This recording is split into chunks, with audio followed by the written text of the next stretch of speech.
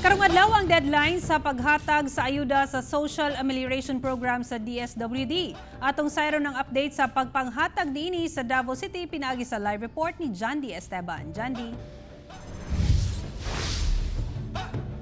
Yes, ara ang mga local officials nga dili makakomply, kasuhan.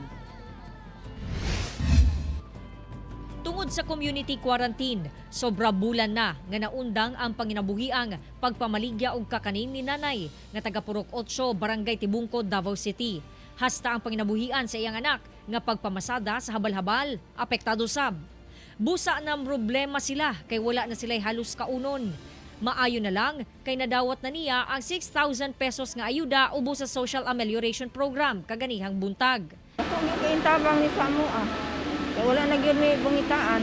Si Ranel nga nahunong ang trabaho nakadawat sab sa ayuda. Wala tong ginaman ni ma'am kay dako na kay tabang sa mga ni. Sabi na karon nga na lockdown mi nya stop po mga operasyon sa among work. Hanay ang distribusyon sa ayuda sa Barangay Tibungko, diin mituman ang tanan sa social distancing. Ang Tibungko ang usa sa pinakadako og budget nga miabot sa 52 million pesos alang sa emergency subsidy sa Davao City. Gumikan kinisab ang dunay pinakadaghan og populasyon. Pero kapin 4,000 pa ang ilang nahatagan out of 8,000 beneficiaries. Mag-take time sad siya unya.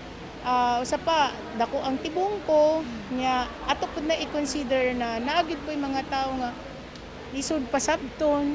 Ang ubang barangay sama sa Parakan gipaspasan na usab ang ilang pag-apod-apod sa ayuda. Webes, April 30 ang deadline sa pag-apod-apod sa first tranche sa emergency subsidy ubos sa Social Amelioration Program. Bahad sa DILG ngadto sa local officials nga kung pakya sila nga mutuman niini, pwede silang kasuhan.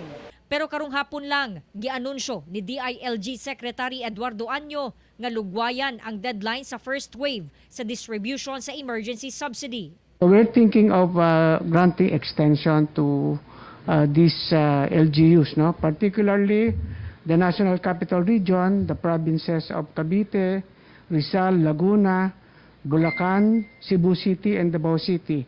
So we'll be providing them 7 days extension.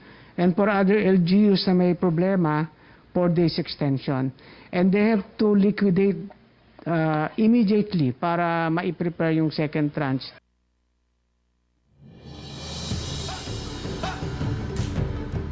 Sara, human sa extension, kung di gihapon makakomply ang mga local officials, they will be given show cause order. Ug kung wala sila igong rason nganong napakya sila sa pagtapos ni ining distribution sa sub-financial assistance, filean sila og criminal and administrative charges. Right after usab sa extension, Sara, magsugod daw sa pag-apod-apod sa second wave sa sub-financial assistance ug prioridad na ang katong mga lugar nga gipailawom sa ECQ. Sara. Daghang salamat, John D. Esteban.